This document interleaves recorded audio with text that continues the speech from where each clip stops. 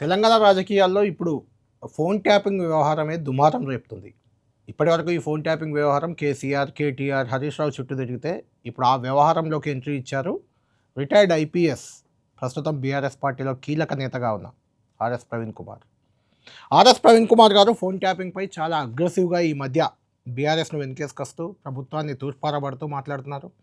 ఇదే సందర్భంగా ఆయన చేసిన ఒక వ్యాఖ్య దుమారం రేపింది. సజ్జనార్ను ఉద్దేశించి ఆయనపై కేసులున్నాయి, ఆయనకు నైతికత లేదు అసలు సెట్ చీఫ్గా ఉండడానికంటూ ఆయన చేసిన వ్యాఖ్య ఇప్పుడు 3-4 రోజులుగా చర్చనీయాంశంగా మారింది. ఇన్ జనరల్గా సజ్జనార్ కంటే 1 ఇయర్ సీనియర్ అధికారి ఆయన. అయితే సజ్జనార్ ఆయనకు వెంటనే 12 గంటల్లోపే ఒక నోటీసు జారీ చేశారు. ఇప్పుడు ఆ నోటీస్ నా దగ్గర ఉంది. ఇదే ఇప్పుడు హాట్ టాపిక్ రాష్ట్రంలో. నాతో పాటు ఈ వారం వీకెండ్ పాడ్కాస్ట్లో జాయిన్ అవుతున్నారు ఆర్ఎస్ ప్రవీణ్ గారు. ప్రవీణ్ గారు, good evening. Good evening Kalyan గారు. ప్రవీణ్ కుమార్ గారు, మీరు సుదీర్ఘ పోలీస్ ఉద్యోగంలో కానీ ఆ తర్వాత పోలీసుగానే ఉంటూ ఒక ఐఏఎస్ ఆఫీసర్ తరహాలో గురుకుల విద్యా సంస్థల్లో చాలా మార్పులు, సమూల మార్పులు ఒక రకంగా తేవడంలో మీ రోల్ కానీ దాదాపు 6-7 ఏళ్ళు అది కూడా. ఆ తర్వాత రాజకీయాల్లోకి వచ్చిన 3-4 ఏళ్ళ నుంచి కూడా చూస్తున్నాం మిమ్మల్ని. ప్రతిసారి ఏదో ఒక రోల్ మోడల్గా ఒకసారి కనిపిస్తారు, ఒకసారి వివాదాస్పదంగా కనిపిస్తుంటారు. ఎందుకు ఆ డ్యూయల్గా ప్రవీణ్ కుమార్ ఎందుకు కనిపిస్తారు? ఉద్యోగాన్ని కానీ ఏ పని చేయాలనుకున్నా దాన్ని సిన్సియర్గా ఎలాంటి శషవిషయాలు లేకుండా పని చేస్తూ పోయినప్పుడు ఈ సమస్యలు ఎప్పుడు తలెత్తుతుంటాయి. అందుకొరకు నేను ఇవన్నీ వస్తాయని తెలిసే నేను ఆ ఉద్యోగాన్ని కానీ ఆ సమస్యను కానీ తీసుకుంటాను. సో ప్రజలకు న్యాయం జరగాలి, 10 మంది సుఖంగా బతకాలి, అంతే తప్ప ఎప్పుడు ఇబ్బంది పడుతూ బతకకూడదన్న దాంతోనే మనకు ఒక గొప్ప అవకాశం ఈ ఐపీఎస్ ఉద్యోగం అనేది. అలాగే రాజకీయాల్లోకి వస్తే ఇంకా గొప్పగా చేయొచ్చు అన్న, ఇంకా ఎక్కువ మందికి చేయొచ్చు అన్న ఆశతో వచ్చాము. ఒక రోజులో కాదని తెలుసు, అది చాలా తొందరగానే తెలిసింది, ఒక రోజులో కాదని. సో ఇది ఒక పోరాటం అని తెలుసు. అందుకొరకే నేను ఏం చేసినా కూడా నా చేతినంత కాడికి నిజాయితీగా, నిబద్ధంగా, ముఖ్యంగా బాధ్యతాయుతంగా చేస్తాను. అంటే నేను అంటున్న పాయింట్ ఏంటంటే ప్రవీణ్ గారు, మీరు చాలామందికి ఒక యాంగిల్లో ఆదర్శంగా కనిపిస్తుంటారు. ఎట్ ద సేమ్ టైం ఇంకొంతమందికి మీరు వివాదాస్పద అధికారిగా, లేకుంటే వివాదాస్పద పొలిటీషియన్గా, లేకుంటే వివాదాస్పద వ్యక్తిగా కూడా కనిపిస్తుంటారు. ఎందుకు అలా? అంతే, అది కొందరు లైఫ్ అట్లా ఇవాల్వ్ అవుతుంది. ప్రవీణ్ కుమార్ లైఫ్ అట్లా ఇవాల్వ్ అయింది. అంటే మీరు అలా కావాలని జరుగుతున్నాయి. ఈ ప్రస్థానంలో అలాంటివి జరుగుతూనే ఉంటాయి. నేను కావాలని కాంట్రవర్సీలు కిక్ చేయను, నాకు అలాంటి అలవాటు కూడా లేదు, అది చాలా చీప్. కానీ అట్ ది సేమ్ టైం ఒక సమస్యను డిఫరెంట్ కోణంలో చూపించే ప్రయత్నం నేను చేస్తాను. అందరూ ఒక కోణంలో చూపిస్తుంటే నేను ఇంకో కోణంలో చూపించే ప్రయత్నం చేసినప్పుడు చాలామందికి నా మాటల వల్ల ఇబ్బంది కలగవచ్చు, చాలామందికి చాలా రకాలుగా ఇబ్బంది కలగవచ్చు. సో అందుకొరకే నేను వివాదాస్పద వ్యక్తిగా మారిన. రైట్. మీరు ఐపీఎస్గా మొత్తం ఓవరాల్ మీ టర్మ్ 26 ఏళ్ళు పనిచేసినట్టున్నారు. 26 ఏళ్లలో ఒక 5-6 ఏళ్ళు 7-8 ఏళ్ళు గురుకుల విద్యా 9 సంవత్సరాలు గురుకులాలు, మిగతా 17 సంవత్సరాలు పోలీసింగ్ ఐపీఎస్గా ఉన్నారు. పోలీసింగ్లో జనశక్తిని కరీంనగర్ జిల్లాలో నిమజ్జనం చేసిన, లేదంటే అనంతపురం జిల్లాలో పరిటాల రవి హత్య సందర్భంగా కానీ ప్రవీణ్ కుమార్పై చాలా విమర్శలు కూడా వచ్చాయి ఆ సందర్భంగా. అంటే ప్రవీణ్ కుమార్ కమిటెడ్ ఆఫీసర్ అని చాలామంది అంటుంటారు. పొలిటీషియన్లను ఎవరిని కేర్ చేయరని కూడా మీకు అప్పట్లో పేరుండేది, పెద్దగా పొలిటీషియన్లను కేర్ చేయరు అని. కానీ ఇట్లా వివాదాలు ఎదుర్కొన్నప్పుడు దానికంటే సైడ్కి రావాలని అట్లేమన్నా అనిపించి ఈ వైపు వచ్చారా గురుకుల విద్యా సంస్థల వైపు? అలానేం కాదండి, అంటే అది ఇంకా చాలు అనిపించింది. ఎన్ని రోజులని ఈ యూనిఫామ్ వేసుకున్న ఉద్యోగం చేస్తాం, అంతా మనకే తెలుసు అనుకొని ఆ యూనిఫామ్ వేసుకొని మనమే అంతా కరెక్ట్ చేస్తున్నాం. ఎందుకంటే యూనిఫామ్ అనేది ఒక పవర్ ఇస్తుంది మనిషి. అవును, ఆ పవర్ ఇచ్చినప్పుడు చాలా బాధ్యత అయితే జనరల్గా ఆ పవర్ని వదులుకోవాలని ఎవరు అనుకోరు. నిజంగా కరెక్ట్, వదులుకోవాలని అనుకోరు. అవును, నేను నిజానికి 2011లో తెలంగాణ ఉద్యమం అయిపోయిన తర్వాత, తెలంగాణ ఉద్యమం పీక్ స్టేజ్లో ఉన్నప్పుడు హార్వర్డ్ యూనివర్సిటీకి ఇప్పుడు రేవంత్ రెడ్డి గారు ఏ యూనివర్సిటీకి అయితే వారం రోజులు, నేను అదే యూనివర్సిటీలో 1 సంవత్సరం పాటు చదివి డిగ్రీ పట్టా తీసుకున్నాను. సో నేను ఆ యూనివర్సిటీ నుంచి వాపస్ వచ్చిన తర్వాత మా అప్పుడు డీజీపీ దినేష్ రెడ్డి గారు ఉన్నారు. ఆయన అన్నారు, ఏ పోస్ట్కి పోతావు, ఏదన్నా కమిషనర్ ఆఫ్ పోలీస్ పోతావా, లేకపోతే డిఐజిఓ ఐజిఓ పోతావా అంటే నేను అన్నాను, సార్ నాకు గురుకులాలు ఇవ్వండి అంటే, అరేందా డెస్కట్ జాబ్కి పోతావు, క్లర్కులు కూడా వచ్చారు, ఐఏఎస్ వాళ్ళు ఎవరు, నువ్వెక్కడ పోతావా జాబ్ కన్నా అంటే, వద్దు సార్ నేను పోలీసులో చేసింది చాలా, నాకు కొత్త డిపార్ట్మెంట్ చూడాలని ఉంది, అసలు మనకు తెలియని ప్రపంచం ఏదో ఉంది, ఆ తెలియని ప్రపంచంలోకి పోవాలి, ఎంతసేపు మనం పవరు, యూనిఫాము, తుపాకులు, గన్మెన్, కార్లు అవే కాదు వేరేవి కూడా చూడాలని చెప్పి నేను పేద ప్రజల జీవితాల్లోకి మరొక్కసారి పోవాలనే ప్రయత్నం చేసిన. నిజంగా ఒక సంవత్సరం 2 సంవత్సరాలకు ఆర్డర్ ఇచ్చిండ్రు. కేసీఆర్ గారు వచ్చిన తర్వాత 7 కంటిన్యూ సంవత్సరాలు అయిపోయారు మీరు. అవును అవును అయ్యారు. చాలా సమూల మార్పులు వచ్చాయి. చాలా. హిమాలయాలు ఎక్కడం ఈరోజు నుంచి రేవంత్ రెడ్డి గారు ఏ హార్వర్డ్ యూనివర్సిటీకి పోతున్నారు, హార్వర్డ్ యూనివర్సిటీలో తెలంగాణ మంది గురుకులాలు ఒక కేస్ స్టడీగా మారింది. కరెక్ట్. సో నేను రేవంత్ రెడ్డి గారికి కూడా అదే చెప్తాను. అక్కడ పోయిన తర్వాత లైబ్రరీలో పోయి కనీసం తెలంగాణ గురుకులాలు కేసీఆర్ గారి పాలనలో ఏ విధంగా ప్రపంచానికి ఆదర్శంగా మారినాయి, ప్రపంచ రికార్డు సృష్టించగలిగినాం మేము. అవును. అంటే ప్రవీణ్ గారు, మీరు అంతకుముందు నేరస్తుల్లో మార్పులు తెచ్చారు, లేకుంటే జనశక్తి లాంటి సంస్థలు, అప్పుడు మావోయిస్టులు కూడా, అంటే పీపుల్స్ వార్ అప్పుడు, అందులో కూడా చాలా మందిని జనజీవన స్రవంతిలోకి తేవడానికి మీరు కృషి చేశారు, తెచ్చారు కూడా. అవునండి. అంటే పోలీసింగ్ అంటే ఎన్కౌంటర్లు అనే రకమైన దాని నుంచి మీరు కొంచెం అప్పుడు మీ వే డిఫరెంటే. అప్పుడు కూడా డిఫరెంట్. సిరిసిల్ల తర్వాత వేములవాడ, జగిత్యాల, అదేవిధంగా మంతని, మహదేవ్పూర్, అసలు కరీంనగర్ దాటిపోయే పరిస్థితి లేకుండా పోలీసులు వెళ్ళాలంటే ఇంకా భయపడేవాళ్ళు. శనిగారం దాటి రావాలంటే రాజకీయ నాయకులందరూ ముందు ఎస్పీతో మాట్లాడి ప్రొటెక్షన్ పెట్టుకొని వచ్చేవాళ్ళు, రావద్దంటే వెళ్ళిపోయేవాళ్ళు, సమాచారం ఇచ్చి వచ్చేవాళ్ళు. సో అలాంటి పరిస్థితిలో ఇంత రక్తపాతం అవసరమా అని అనిపించింది. సో జనరల్ గా కరీంనగర్ అంటేనే పోలీసు వాళ్ళు కొత్త ఎస్పీ రాగానే 10 ఎన్కౌంటర్లు, అక్కడ ఈవెన్ జనశక్తికి పీపుల్స్ పార్క్ మధ్య కూడా గొడవలు ఆ రకంగా కూడా కొడిమేల గుట్టలు శక్తి బాగుండేది, గుట్టల అవతల పీపుల్స్ వారు ఉండేది, వాళ్ళిద్దరి మధ్యలో కూడా డీల్ చేశాను. తర్వాత నేను ఏం చేశానంటే కళ్యాణ్ గారు, సో ఈ రక్తపాతం అనేది కంటిన్యూస్గా ఉండకూడదు, మనం అసలు ఈ ఏ వర్గాల నుంచి వస్తున్నారు, వీళ్ళ కుటుంబాలు ఏ విధంగా ఉన్నాయని చెప్పి నేను వేములవాడ, మరిమడ్ల, మానాల, తర్వాత రకరకాల మారుమూల అటవీ ప్రాంతాల లోపలికి పోయి వాళ్ళ కుటుంబాలతో మాట్లాడి, వాళ్ళందరితో మాట్లాడి నేను యూనిఫామ్ వేసుకున్న నక్సలైట్ల దగ్గరికి కూడా, సాయుధులైన నక్సలైట్ల దగ్గరికి కూడా అన్ని జాగ్రత్తలు తీసుకొని పోయి వాళ్ళందరినీ కూడా జనజీవన స్రవంతిలోకి తీసుకొచ్చారు. అంటే ఈ రక్తపాతం అనేది ఎన్ని రోజులు అనేది చెప్పే వాళ్ళందరినీ కూడా నేను తీసుకొచ్చానండి. అట్లా అప్పుడు ఒక వర్గాన్ని, నేరస్తులు అనుకోండి, మావోయిస్టులు అనుకోండి, వాళ్ళలో మార్పులకు కృషి చేసిన ప్రవీణ్ కుమార్ ఆ తర్వాత గురుకుల విద్యా సంస్థలకు వచ్చారు. 9 ఏళ్ల పాటు తెలంగాణ గురుకులాలను ఇప్పుడే మీరు చెప్పినట్లు ఆదర్శంగా మార్చారు. ఎంతోమంది ఇప్పటికీ ప్రవీణ్ కుమార్ పేరు చెప్తారు, ప్రవీణ్ కుమార్ సార్ వల్ల మేము పొజిషన్లో ఉన్నామని చెప్పే విద్యార్థులు చాలామంది ఉన్నారు, నో డౌట్ అందులో. అయితే అదే సమయంలో మీరు ఒక రాజ్యాంగేతర శక్తిగా మారారు గురుకులాల్లో. ఫెరోస్ పేరుతో ఏదో ఒక సంస్థను ఒక రకంగా ఏర్పాటు చేశారు, దాన్ని హిందూ వ్యతిరేక సంస్థగా మార్చడం, లేకుంటే ఒక ప్రమాణమే మధ్య పెద్దపల్లిలో ఒక దగ్గర మీరు చేపించారు, అది బయట బాగా వైరల్ అయింది. రాముని నమ్మను, కృష్ణుని నమ్మను అంటూ చేపించిన ప్రమాణం, అలా కొంత వివాదాస్పదం కూడా అయ్యారు ఆ సందర్భంగా. ఫెరోస్ అనేది ఒక అసాంఘిక కార్యకలాపాలు, లేకుంటే గురుకులాల్లో ఏదో చేస్తుంది అది అని ఒక రకమైన, దాన్ని నేను కరెక్ట్ అని అనట్లేదు, ఒక ప్రచారం జరిగింది చాలా పెద్ద ఎత్తున, అది మీ దృష్టికి కూడా వచ్చే ఉంటుంది. ఏ పనైనా మూలాల్లోకి పోయి సమూలంగా ఒక వ్యవస్థను మార్చాలన్నప్పుడు ఈ వివాదాలు కామన్ అండి. ఎందుకంటే ఆ వ్యవస్థనే పరమావధిగా, ఆ దోపిడినే పరమావధిగా, వివక్షనే పరమావధిగా బతుకుతున్న కొన్ని వర్గాలు, అణచివేతనే ఆశయంగా బతుకుతున్న కొన్ని వర్గాలకు నేను ఈ తీసుకొస్తున్న సమూలమైన మార్పులు వాళ్ళకు నచ్చలేదు. నేను ఏం చెప్పిన స్వేరో అంటే ఏంటి బాబు, ఎంతసేపు ఆ దళిత అనే పదము, లేకపోతే బడుగు అనే పదము, బలహీన అనే పదము, నిమ్నాని నీకు నువ్వే నిమ్న జాతులం అని అనుకునే పదము మంచిది కాదు. నీ ఐడెంటిటీని నువ్వే డిఫైన్ చేసుకోవాలి. నువ్వు ఆకాశం వైపు నీ ఆలోచనలు ఉండాలి, ఆకాశం అంత ఎత్తుకు ఎదగాలి, నీ శ్రమశక్తిని నువ్వే నమ్ముకొని నీ సంఖ్యలో నువ్వే తెంచుకోవాలి, దానికి చదివే మూలము అని చెప్పి నేను స్వేరో నెట్వర్క్ అనేది ఒకటి స్థాపించాను. దళిత అనే పదాన్ని నిషేధించి స్వేరో అనే పదాన్ని, దళిత అనే దాన్ని తీసేసి, బడుగు, బలహీన, దళిత వీటన్నిటి తీసేసి స్వేరో అనే పదం పెట్టిన. అట్లా లక్షలాది మంది ప్రభుత్వ పాఠశాలలో చదివిన విద్యార్థులందరూ కూడా ఈ స్వేరో నెట్వర్క్లోకి వచ్చారు. ఆ టైంలో చాలామంది ఈ వర్ణ వ్యవస్థ, ఈ కుల వ్యవస్థ బాగా బలంగా ఉండాలని కోరుకునే వాళ్ళు, మనుస్మృతి బాగా బలంగా 4 పాదాల పాటు నడవాలనుకుని కోరుకునే వాళ్ళకు ఇది న్యాచురల్గా రుచించదు.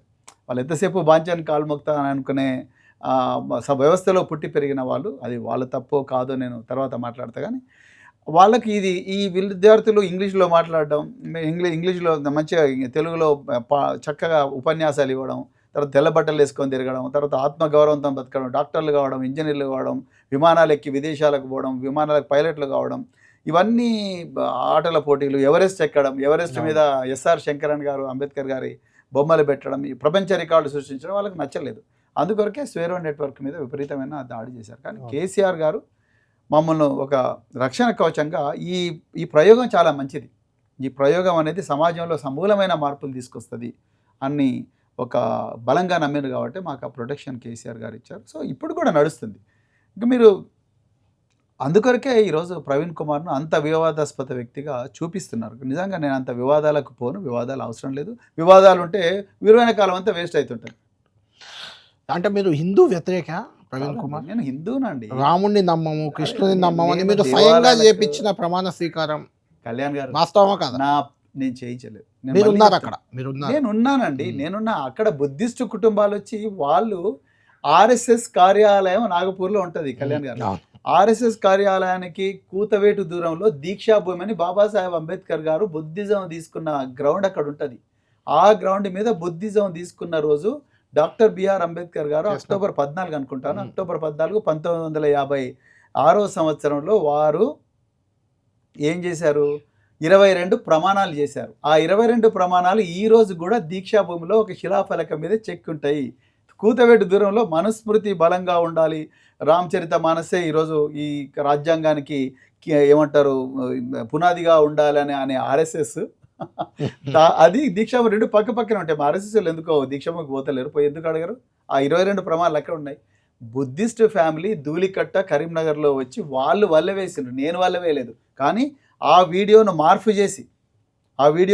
చేసి నేను అందరితో ప్రమాణం చేయించినట్టుగా బీజేపీ వాళ్ళు ఆర్ఎస్ఎస్ సోషల్ మీడియా సెల్ దేశవ్యాప్తంగా ఒక గంటలోనే చేశారంటే ఒక వ్యక్తి సమూలమైన మార్పులు తీసుకొస్తుంటే భయపడ్డారు కాబట్టి ఈ రోజు వరకు కూడా వాళ్ళు నా మీద అదే సమయం వచ్చినప్పుడు దాడి చేస్తుంటారు. దానికి భయపడినా అనుకోండి, అదే సంగతి. బట్ నేను వాస్తవాలు మీకు చెప్తాను. మీరు చాలా నా పెళ్లి హిందూ మతంలో జరిగింది, మా తమ్ముడు పెళ్లి అట్లనే జరిగింది, మా చెల్లెల పెళ్లి దేవాలయంలో అది బాలబ్రహ్మేశ్వర స్వామి దేవాలయం గుడికి వెళ్తారా? ఇప్పుడు ఎందుకు వెళ్ళనండి, మా వైఫ్ హిందూ, నేను హిందూ, అందరం గుడికి వెళ్తాం.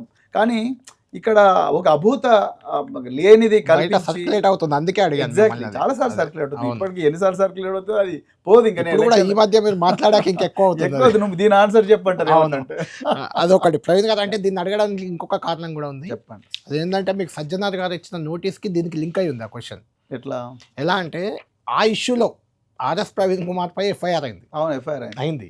కానీ సజ్జనార్ పై 7 కేసులు ఉన్నాయన్నారు, ఎక్కడ ఎఫ్ఐఆర్ కాలేదు, నాపై ఛార్జ్ షీట్లే ఉన్నాయి. మీకు ఒక నోటీస్ ఇచ్చారు 2 రోజుల కింద. ఇలా క్రైమ్ నెంబర్స్ ఏంటి, ఆ 7 కేసులకు సంబంధించి పోలీస్ స్టేషన్ల పేర్లు ఏంటి, అందులో ఎందులో ఇన్వాల్వ్ అయింది, ఆ కేసుల స్టేజ్ ఏంటి, అది స్టేటస్ కోలో ఉందా, status of each case, pending investigation, charge sheet file అయిందా, ఆ కేసు ఎక్కడ ఉంది, ట్రయల్లో ఉందా, ఇన్ని వివరాలు మిమ్మల్ని అడిగారు సజ్జనార్ గారు. అంటే సజ్జనార్ మీద ఒక్క ఎఫ్ఐఆర్ కూడా కాలేదు అనేది చెప్తున్న వాదన, వాళ్ళు చెప్తున్న వాదన, సజ్జనార్ గారు చెప్తున్న. కాకపోవచ్చు, నేను కాదంటలేను. నేను 23వ తారీఖు నాడు తెలంగాణ భవన్లో ఇచ్చిన ప్రెస్ మీట్ యొక్క స్పిరిట్ చూస్తే మీకు అర్థమైంది. ఒక్కసారి మీకు చూపిస్తాను. అంటే ఆ స్పిరిట్ అంటే జనాలకు కూడా అర్థం కావాలి కాబట్టి మీరు ఏం మాట్లాడారో ఒకసారి మీరే వినండి. సజ్జనార్ గారికి ఈ సిట్ను లీడ్ చేసి ఈ ట్యాపింగ్ వ్యవహారాన్ని విచారించే నైతిక అర్హత ఆయనకు లేదు, ఆయన ఎలిజిబుల్ కాదు. ఎందుకు? ఇదే సజ్జనార్ గారు 2015లో ఇదే ప్రస్తుత ముఖ్యమంత్రి రేవంత్ రెడ్డి గారు టీడీపీ ఎమ్మెల్యేగా ఉన్నారు. మరి ఆనాడు ఎమ్మెల్సీ స్టీవెన్సన్, ఎవరైతే స్టీవెన్సన్ ఉన్నాడో స్టీవెన్సన్కు 50 లక్షల నోట్ల కట్టలు ఇచ్చి ఓటు కొనుక్కోవడానికి, ఎమ్మెల్సీ వేం నరేందర్ రెడ్డి ఎమ్మెల్సీ కోసం ఓట్లు కొనుక్కోవడానికి లంచం ఇస్తున్న కేసులో పట్టుబడ్డాడు. ఆనాడు డిఐజీ ఎస్ఐబిగా సజ్జనార్ గారు ఉన్నారు. ఇంటెలిజెన్స్ చీఫ్గా ఇప్పుడున్న డీజీపీ శివధర్ రెడ్డి గారు ఉన్నారు. వాళ్ళకి తెలియదా ఇవన్నీ ఎట్లా జరుగుతాయో? వీళ్ళందరూ రేవంత్ రెడ్డి ఆ లంచం ఇస్తున్న సమాచారం ఏ విధంగా సేకరించిందో వాళ్ళకి తెలియదా? ఈ ఆఫీసర్ల మీద ఆంధ్రప్రదేశ్లో కేసులున్నాయి. ఆనాడు ఆంధ్రప్రదేశ్లో చాలామంది రాజకీయ నాయకులు వీళ్ళ మీద, ఈ సజ్జనార్ గారి మీద, ఇంకా మిగతా ఇంటెలిజెన్స్ ఆఫీసర్ల మీద Bhavanipuram police station, Guntur police station, Kurnool police station, Alipiri police station, అదేవిధంగా Visakhapatnam police station, Payakarao police స్టేషన్లో, ఇన్ని పోలీస్ స్టేషన్లలో వీళ్ళు మా ఫోన్కు ట్యాప్ చేసిండ్రని చెప్పి ఆనాడు ఇంటెలిజెన్స్లో ఉన్న అధికారుల మీద పోలీస్ కేసులు అయినాయి. నా ఉద్దేశం ఏంటంటే, మీరు ఇంటెలిజెన్స్ ఆఫీసర్స్ అన్నాను నేను. అవును, తెలంగాణలో అంటే మీకు దీని బ్యాక్గ్రౌండ్ చెప్తాను. నేను నిన్న కూడా ఎక్స్ప్లెనేషన్ చెప్పారు మీరు, నేను కూడా నిన్న ఎక్స్ప్లెనేషన్ మళ్ళీ చెప్తాను. అంటే సజ్జనార్ని ఈ వీడియో నాకు వింటే, సజ్జనార్ సిట్ చీఫ్గా ఉండడానికి నైతికత లేదు, సజ్జనార్ మీదే 7 కేసులు ఉన్నాయి, అలాంటి ఆయన్ని ఎలా సిట్ చీఫ్ చేస్తారు అని మీరు, సజ్జనార్ లాంటి ఒక సిన్సియర్ ఆఫీసర్, మీకంటే 1 ఇయర్ జూనియర్ అయినా మీకు బాగా దగ్గర వ్యక్తి, ఆయన టార్గెట్ చేశారు అనే రకంగా ఈ వీడియో ఉంది. చాలా కష్టపడి ఆయన నేను టార్గెట్ చేయాలని చెప్పలేదండి. ఆయన చాలా కష్టపడి ఈ డిపార్ట్మెంట్లో అన్ని ఏ ఏ అవకాశాలు ఇస్తే అవకాశాలన్నీ. ఇంకొకటి ప్రవీణ్ కుమార్ గారు, మీరెంత సిన్సియర్ కమిటెడ్ ఆఫీసర్గా మీరు సర్వీస్లో ఉన్నప్పుడు మీకు పేరు వచ్చిందో, ఈ మధ్య కాలంలో సజ్జనార్కి కూడా మాస్ ఫాలోయింగ్, మీరు ఇంకా స్వేరోస్ గురుకులాల్లోకి వెళ్ళాక మీకు వచ్చిన ఫాలోయింగ్ సజ్జనార్ గారికి ఇన్ జనరల్గానే వచ్చింది. అలాంటి వ్యక్తిని మీరు టార్గెట్ చేశారు, దానికి ఎవిడెన్స్ ఉందా? I'm really proud of Sajjanar. నేను కాదంటలేను. I'm very proud that I'm also a friend of Sajjanar, colleague of Sajjanar. Absolutely not a problem. ఇక్కడ నేను చెప్పిన విషయం ఏంటంటే మీరు కొంచెం కేర్ఫుల్గా ఆలోచించాలి. తెలంగాణ నోటీస్ ఇచ్చిన సజ్జనార్ గారికి కూడా నేను రెస్పాన్స్లో అదే చెప్తాను. అంటే 2 days లోనే అని అన్నారు. నేను ఇవ్వకపోతే కూడా ఆయన చేయాల్సింది చేస్తాడు, ఇచ్చినా ఆయన చేస్తాడు. దాని గురించి నేను పెద్దగా వరి అసలు. నేను ఏమంటున్నా అంటే సజ్జనార్ గారు చాలా మంచి ఆఫీసర్, దాంట్లో నాకేం డౌట్ లేదు. ఆయన వ్యక్తిగత రెప్యుటేషన్ మీద కూడా నాకు ఎక్కడ కూడా డౌట్ లేదు. మేమందరం కూడా కలిసి పనిచేసాం. ఇప్పటికి కూడా నాకు మిత్రుడే ఆయన, నేను కాదంటలేను. నేను 23వ తారీఖు నాడు చేసిన ప్రెస్ కాన్ఫరెన్స్లో కూడా నేను ఆయన మీద వ్యక్తిగత దూషణలు, ఆయన పర్సనల్ రెప్యుటేషన్ మీద నేను ఎక్కడ కూడా మాట్లాడలేదు. నేను చెప్పిన విషయాన్ని, ఆ స్పిరిట్ను అర్థం చేసుకోవాలి. నేను ఆ ఫ్లోలో నేనేం చెప్పానంటే 2015లో తెలంగాణలో ఓట్ ఫర్ నోట్ కేసు అయింది. అందులో రేవంత్ రెడ్డి గారు రెడ్ హ్యాండెడ్గా పట్టుబడ్డారు ఏసీబీ అధికారులకు, రైట్? సో దాంట్లో రేవంత్ రెడ్డి గారు ఆనాడు టీడీపీ ఎమ్మెల్యే స్టీవెన్సన్కు 50 లక్షల రూపాయలు లంచం ఇస్తుండగా వీడియో కెమెరాలో చిక్కి రెడ్ హ్యాండెడ్గా పట్టుబడ్డారు, రైట్? దాని తర్వాత చంద్రబాబు నాయుడు గారు ఎవరితోనో, ఒక ఎమ్మెల్యేతోనో ఎవరితోనో మాట్లాడుతున్న ఆడియో లీక్ కూడా అయింది. రేవంత్ రెడ్డి గారితో మాట్లాడుతున్న ఆడియో లీక్ ఆడియో లీక్ అయింది. లీక్ అయిన తర్వాత జూన్ నెలలో 9వ తారీఖు 8వ తారీఖు నుంచి ఇంకా ఒక 10 రోజుల పాటు కేసీఆర్ గారి మీద, నాయని నరసింహారెడ్డి గారి మీద, అప్పుడు నాయని నరసింహారెడ్డి గారు హోమ్ మినిస్టర్, తర్వాత ఇంటెలిజెన్స్ అధికారుల మీద, గవర్నమెంట్ ఆఫీసర్ల మీద ఎఫ్ఐఆర్లు దాదాపుగా 80 పోలీస్ స్టేషన్లలో అయినాయని నాకు తెలుసు. స్పెసిఫిక్గా సజ్జనార్ పేరుతో కాలేదండి. నేను కూడా చెప్తున్నా కదా, సజ్జనార్ పేరుతో కాలేదు. అదేవిధంగా మీకు ఈ ఇన్ఫర్మేషన్ అంతా నేనేదో రీసెర్చ్ చేసి నాకేదో పోలీస్ స్టేషన్లో పోయి తీసుకున్నది కాదండి. మీకు నెట్లో కొడితే వస్తుంది. ప్రెస్ మీట్కు మేమంతా ఇంత రీసెర్చ్ చేసి రాజకీయ నాయకులు ఎవరు కూడా పోలీస్ స్టేషన్లకు పోయి ఎఫ్ఐఆర్లు తీసుకొని పోరు.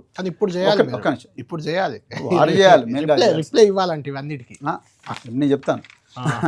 సో మేము బయట దొరికిన సమాచారాన్ని అంతా కూడా, నెట్లో ఓపెన్ సోర్స్ దొరికిన సమాచారాన్ని అంతా కూడా తీసుకొని మేము ప్రజల ముందర పెట్టాం. మాకున్న సమాచారమే. ఒక రాజకీయ నాయకుడికి అంతకన్నా ఎక్కువ సమాచారం. నేను పోలీస్ స్టేషన్లో జూబ్లీహిల్స్ పోలీస్ స్టేషన్లో ఎఫ్ఐఆర్ ఇవ్వమంటే ఇస్తారా?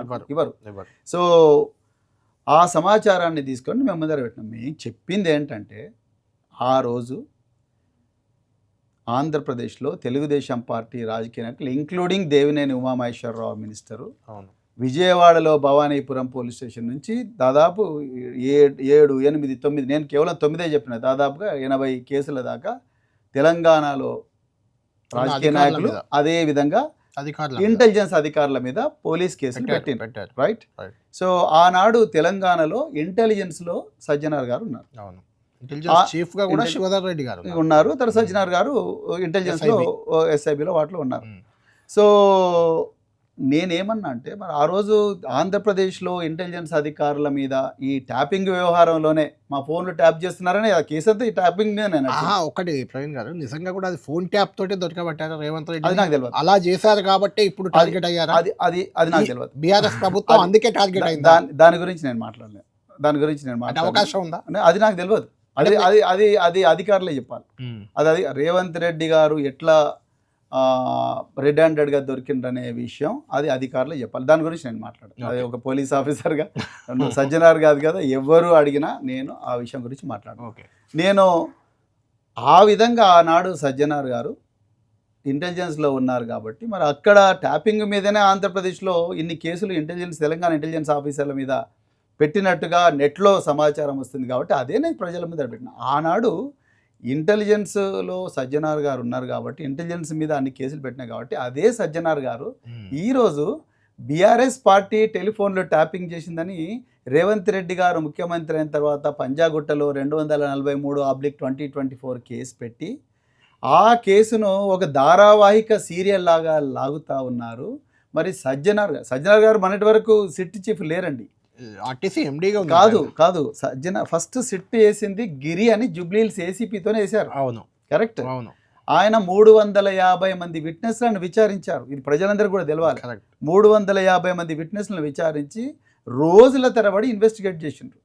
దాదాపు ఒక 3 పోలీస్ ఆఫీసర్లు, భుజంగరావు, రాధాకిషన్ రావు, అదేవిధంగా తిరుపతి అన్న, ఇంకెవరెవరు ప్రణీత్ రావు ఎవరు, వీళ్ళందరూ కూడా దాదాపు 150 నుంచి 200 రోజులు చెంచల్గూడ జైల్లోనో లేకపోతే ఎక్కడో జైళ్ళలో ఉన్నారు.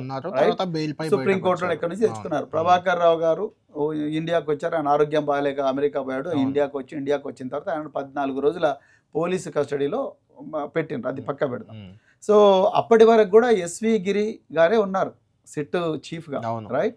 సో అది అయిపోయిన తర్వాత రెండవసారి మళ్ళీ ఒక కొత్త సిట్ వేసిండ్రు. కొత్త సిట్ వేసి దానికి హైదరాబాద్ కమిషనర్ ఆఫ్ పోలీస్ ఇప్పుడు సజ్జనార్ గారిని పెట్టారు. నేను మళ్ళీ చెప్తున్నా, కళ్యాణ్ గారు, నేను ప్రెస్ బ్రీఫింగ్ ఇచ్చేటప్పుడు కానీ ఎప్పుడైనా కూడా రాజకీయ కోణంలో ప్రతిపక్ష పార్టీలను, అధికార పార్టీని అటాక్ చేసేటప్పుడు అధికార పేర్లు తీసుకోము, జనరల్ కూడా తీసుకోము. కానీ ఇవాళ సిట్ చీఫ్గా సజ్జనార్ గారిని పెట్టారు కాబట్టి నేనేమన్నా ఆ రోజు 2015లో మీరు ఏ డిపార్ట్మెంట్లో ఉన్నారో ఏ డిపార్ట్మెంట్లో డిఐజీ ఆర్ ఐజీగా ఉన్నారో ఆ డిపార్ట్మెంట్ మీదనే దాదాపుగా 9 పోలీస్ స్టేషన్లు నాకు ప్రెస్లో దొరికింది. దాని తర్వాత ఇంకా లోతుగా పరిశోధిస్తే దాదాపు 70 పోలీస్ స్టేషన్లలో కేసులు అయినాయని తెలిసింది, రైట్. ఇన్ని కేసులు ఎదుర్కొంటున్న డిపార్ట్మెంట్లో ఒక అధికారిగా ఉన్న మీరు ఇప్పుడు సిట్గా ఎట్లా ఉంటారు, సిట్ చీఫ్గా ఎట్లా ఉంటారు, దీంట్లో మీకు మారల్ అథారిటీ లేదు, మీరు వైదొలగాలే అని చెప్పేసి నేను చెప్పడం జరిగింది. నేను ఆయనను స్పెసిఫిక్గా బై నేమ్ టార్గెట్ చేయలేదు, చేస్తే అది తప్పు, నేను ఒప్పుకుంటా. కానీ నేను ఒక డిపార్ట్మెంట్ మీద అభియోగాలు కంటిన్యూస్గా వస్తున్నాయి. సో ఆ డిపార్ట్మెంట్ కూడా ట్యాపింగ్ మీదనే అభియోగాలు వచ్చినాయి. ఆ ట్యాపింగ్లో ఆ డిపార్ట్మెంట్లో మీరు డిఐజీగా ఉన్నారు కాబట్టి మీరు నిజంగా ఎవరైనా మీరు సిట్ చీఫ్గా ఉండంటే బాబు నేను ఉండను, నేను ఇంటెలిజెన్స్లో పనిచేసిన, వేరే వాళ్ళని ఎవరినైనా పెట్టుకోండి అని అంటే బాగుంటున్నాను.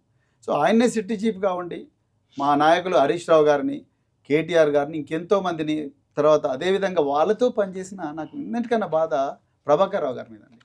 ప్రభాకర్ రావు గారు 16 సంవత్సరాలు ఇంటెలిజెన్స్లో పనిచేసిండు. మీ అందరికీ సీనియర్ 16 సంవత్సరాలు క్యాన్సర్ సర్వైవర్. అంత బాధలో ఉన్నప్పటికి కూడా ఇదే సజ్జనార్ గారి దగ్గర, శ్రీధర్ రెడ్డి గారి దగ్గర, ఇంకా చాలామంది ఆఫీసర్ల దగ్గర ఆయన పనిచేసిండు. వీళ్ళే ఆయనకు మెడల్స్ కోసం రికమెండ్ చేసిండ్రు, అత్యుత్తమ అధికారిని రికమెండ్ చేసిండ్రు. ఆయనను 14 రోజులు జూబ్లీహిల్స్ పోలీస్ స్టేషన్లో కస్టడీలో పెట్టిందండి. అవసరమానండి? ఆయన చేసిన పాపం ఏంది? వీళ్ళు ఒక్కరితో అవుతుందని అదే మన్మోహన్ సింగ్ గారి స్టేట్మెంట్ ఇచ్చాను నేను. ఒక్కరితో అవుతుందా?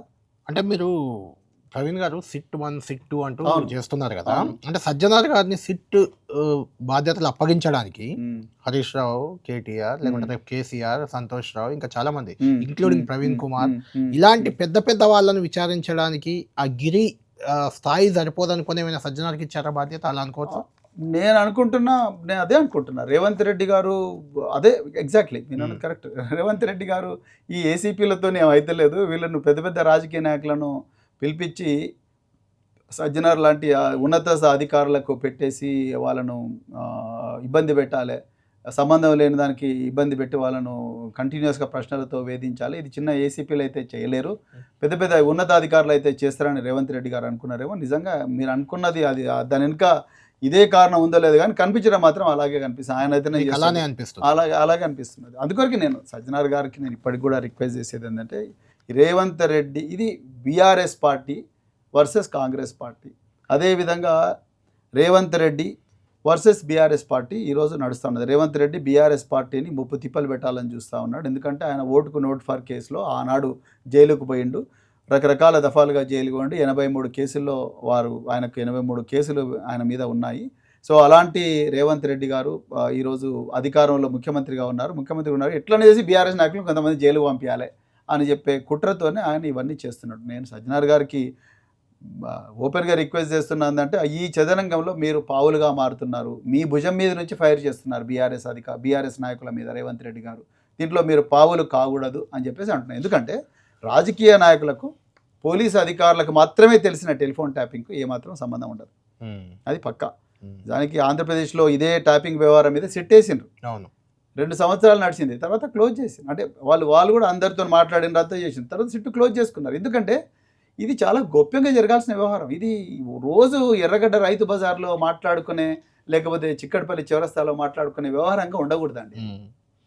ప్రవీణ్ గారు, అయితే ఇక్కడ ఈ విషయంలో ఏదైతే ఫోన్ ట్యాపింగ్ వ్యవహారం ఉందో, ఇందులో ప్రవీణ్ కుమార్ గారి పాత వీడియో ఒకటి, కొత్త వీడియో ఒకటి చాలా సర్క్యులేట్ అవుతున్నాయి. ఇప్పుడు కూడా సర్క్యులేట్ అవుతుంది. ఇప్పుడు కూడా అవుతున్నాయి. ఈ మధ్య మీరు మాట్లాడాక, ఇంకా ఇది మీరు గతంలో మాట్లాడింది,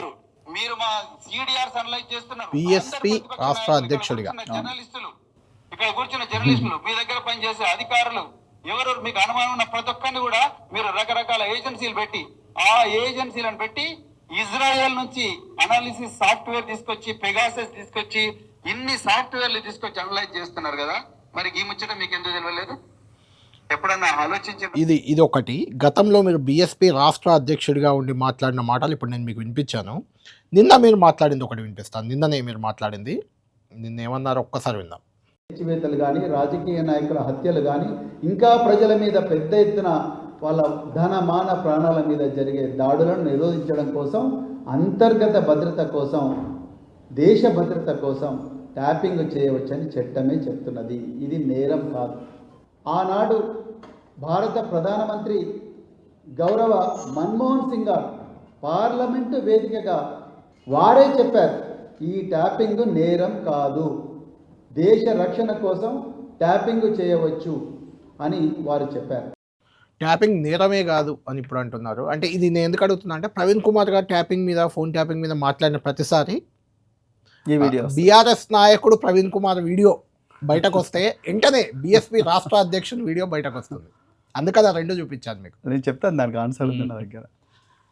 నేను నా ఫోన్కు యాపిల్ నుంచి ఒక మెసేజ్ వచ్చింది, నీ ఫోన్ ఒక రాజ్యాంగేతర శక్తి, అంటే రాజ్యాంగేతర శక్తి కాదు, రాజ్యం హ్యాక్ చేయాలని ప్రయత్నం చేస్తుంది. ఒక శక్తి హ్యాక్ చేయాలని ప్రయత్నం చేస్తుంది. అది నార్మల్ శక్తి అయితే కాదు, డెఫినెట్గా రాజ్యం సపోర్ట్ చేసే శక్తి అని చెప్పి 2 సార్లు నా మెయిల్ ఐడికి, యాపిల్ మెయిల్ ఐడికి మెసేజ్ వచ్చింది యాపిల్ నుంచి. నువ్వు ఈ జాగ్రత్తలు తీసుకుంటే నీ సెల్ ఫోన్ క్షేమంగా ఉంటుంది అని చెప్పి యాపిల్ కొన్ని జాగ్రత్తలు తీసుకోమని చెప్పింది. ఆ విధంగా నేను జాగ్రత్తలు తీసుకున్నా. కానీ నాకు ఈ మెసేజ్ వచ్చినప్పుడు ఆ మెసేజ్ను డౌన్లోడ్ చేసుకొని హైదరాబాద్లో సెంట్రల్ క్రైమ్ స్టేషన్కు ఒక కాపీ ఇచ్చి, అదేవిధంగా సివి ఆనంద్ గారు అన్నాడు ఫోన్ పోలీస్ కమిషనర్, వారికి కూడా కాపీ ఇచ్చిన. ఇన్వెస్టిగేషన్ ఎక్కడ ముందరికి పోలేదు, అది వేరే సంగతి. సో ఆ విధంగా ఇచ్చిన. నేను ఆ రోజు ప్రెస్ మీట్ పెట్టి చెప్పిన, నా ఫోన్ ట్యాప్ చేస్తున్నారు, బీఆర్ఎస్ ట్యాప్ చేస్తుందా, బీజేపీ ట్యాప్ చేస్తుందని నేనేం చెప్పలేను. నా ఫోన్ ట్యాప్ చేస్తున్నట్టుగా నాకు వచ్చిందని నేను కంప్లైంట్ ఇచ్చిన. నేను కంప్లైంట్ ఇవ్వలేదని నేను అంటలేను కదా కళ్యాణ్ గారు. నేను ఆ రోజు కూడా నేను రాజ్యం ఆ రోజు ట్యాపింగ్ చేస్తుంది అని చెప్పిన. నేను ట్యాపింగ్ చట్టబద్ధమా కాదా అనేది ఇవాళ మీకు తెలుస్తూనే ఉన్నది, చట్టంలోనే చెప్తున్నది. 1885 ఇండియన్ టెలిగ్రాఫ్ యాక్ట్, బ్రిటిష్ వాళ్ళ సమయంలోనే వైర్ ట్యాపింగ్ను శాంక్షన్ చేశారు. స్వాతంత్రం వచ్చిన తర్వాత కూడా ట్యాపింగ్ నేను చెప్పిన కారణాల వల్ల, దేశ భద్రత కోసం కానీ, వ్యక్తిగత ప్రజల ధనమాన ప్రాణాల రక్షణ కోసం కానీ, లేకపోతే అంతర్గత భద్రత కోసం కానీ, మనీ లాండరింగ్ను ఆపడం కోసం కానీ, పన్నుల ఎగవేతన ఆపడం కోసం కానీ, ఇంకా ఏవైనా విఐపీలను చంపే ఉగ్రవాదం కానీ, లేకపోతే తీవ్రవాదాన్ని కంట్రోల్ చేయడానికి ట్యాపింగ్ చేయవచ్చు అని చెప్పి చట్టమే చెప్తుంది. దానికి మార్గదర్శకాలు ఏ విధంగా తీసుకోవాలనేది 1995లో ఒక కేసు, అదేవిధంగా PUCL versus union of India, అదేవిధంగా justice KS Puttaswamy versus union of India, ఈ 2 కేసులు 2017లో చాలా మార్గదర్శకాలు సుప్రీంకోర్టు ఇచ్చింది. ఆ మార్గదర్శకాలకు అనుగుణంగానే ట్యాపింగ్ అనేది జరుగుతున్నది, చట్టబద్ధమే. ఎవరైనా చట్ట వ్యతిరేకంగా ట్యాపింగ్ చేస్తే అది ట్యాపింగ్ వీలు కాదు. అదే కదా ఇప్పుడు చర్చ అంతా అదే. చట్టబద్ధంగా నిబంధనల ప్రకారం ట్యాపింగ్ అనేది ప్రభుత్వాలు చేయొచ్చు, నో డౌట్ అందులో. కానీ చట్ట విరుద్ధంగా మీరు చెప్పిందే, ఇజ్రాయిల్ నుంచి తెచ్చిన టెక్నాలజీని ఎక్కడో పెట్టి, ఆడ ఎర్రబెల్లి దయాకర్ రావు నియోజకవర్గంలోనో, లేకుంటే హరీష్ రావు నియోజకవర్గంలోనో, కేటీఆర్ నియోజకవర్గంలోనో పెట్టి పోలీస్ అధికారులకు అక్కడ ఇన్ఛార్జీలుగా పెట్టుకొని ఫోన్ ట్యాప్ చేశారు. అలా ట్యాప్ చేయడం వల్లే, అలా ట్యాపింగ్ వినడం వల్లే ఎక్కడైతే రేవంత్ రెడ్డి 50 లక్షలు మీరు పదే చెప్తున్నారో అది దొరికింది. లేదంటే దుబ్బాకలో రఘునందన్ రావు డబ్బులు ఎక్కడున్నాయో తెలిసింది, అది పోయి పట్టుకున్నారు. లేకుంటే మునుగోడు ఎన్నికలు వచ్చినప్పుడు రాజగోపాల్ రెడ్డి డబ్బులు తీసుకెళ్తుంటే దొరికాయి, అవి పట్టుకున్నారు. దానికి అంతటికి ఇదే కారణం అనేది ఒక చర్చ. అవి మరి ఇన్వెస్టిగేషన్లో తేలాలి కదా. ఇవన్నీ బాగానే ఉంది, మీరు చెప్పిందంతా బాగానే ఉంది, మరి పోలీసులు ఎందుకు ఇన్వెస్టిగేట్ చేస్తలేరు? అది చేస్తున్నారు కదా. నేనేమంటున్నానంటే ట్యాపింగ్ చట్టబద్ధమేనండి, నేను కాదంటలేను. అఫీషియల్గా ఇంతమంది అవి మరి ఆ టెక్నాలజీస్ ఉంటే మరి ఎక్కడొస్తున్నది, ఎక్విప్మెంట్స్ కావాలి, ఎక్కడొస్తున్నది, అదంతా ఎక్కడున్నాయి, మరి ఎందుకు జరగడం లేదు? నేనేమంటున్నంటే ఇదంతా కూడా చట్టబద్ధమే అయినప్పుడు మరి చట్ట వ్యతిరేకం ఏమున్నది? మీరు సిట్ ఎందుకు వేస్తున్నారు?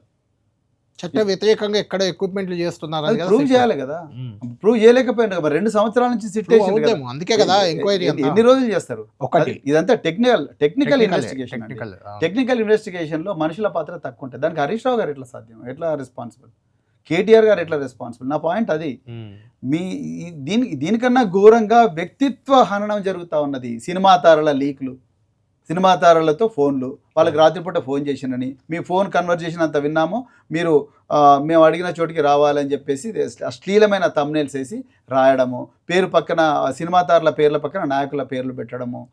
అంటే ఇంత ఘోరంగా దుర్మార్గంగా కుటుంబాలలో చిచ్చు పెట్టే విధంగా ఇలా సిట్ ఇన్వెస్టిగేషన్ లేకపోతే ట్యాపింగ్ వ్యవహారం తయారైంది. అసలు ఎక్కడ మాట్లాడకూడని వ్యవహారం. నిజంగా కళ్యాణ్ గారు నేను మళ్ళీ చెప్తున్నా, ఆఫీసర్లు తప్పు చేస్తే వాళ్ళను సీక్రెట్గా శిక్షించడానికి కోసం 100 మార్గాలు ఉన్నాయి. కోర్టు మార్షల్ చేయండి, డిపార్ట్మెంట్లో ఎంక్వైరీ పెట్టండి, డిస్మిస్ చేయండి. డిస్మిస్ చేసిన తర్వాత మీరు కేసులు పెట్టి ఏ విధంగా ఇన్వెస్టిగేట్ చేస్తారనే దానికి 100 మార్గాలు ఉన్నాయి. దీన్ని మీడియాకు తెలవకుండా కూడా ఇన్వెస్టిగేట్ చేయొచ్చు. కానీ రోజు రన్నింగ్ కామెంటరీ, సిట్ ఆఫీస్లో ఇంట్రాగేషన్ నడుస్తుంటే గాంధీ భవన్లో రన్నింగ్ కామెంటరీ నడుస్తుంటుంది.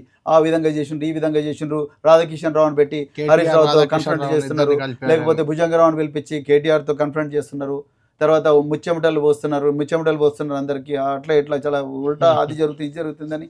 అవసరమానండి? ఇది చాలా సీక్రెట్గా జరగాల్సిన విషయం. ఎందుకు జరుగుతుంది? ఎగ్జాక్ట్లీ ఎందుకు జరుగుతుందంటే యాక్చువల్గా ఈ ఫోన్ ట్యాపింగ్ ఇన్వెస్టిగేట్ చేసే అధికారులందరికీ కూడా తెలుసు, ఈ వ్యవహారం ఇన్వెస్టిగేట్ అందరికీ తెలుసు, ఇది ఎక్కడికి తేలదు.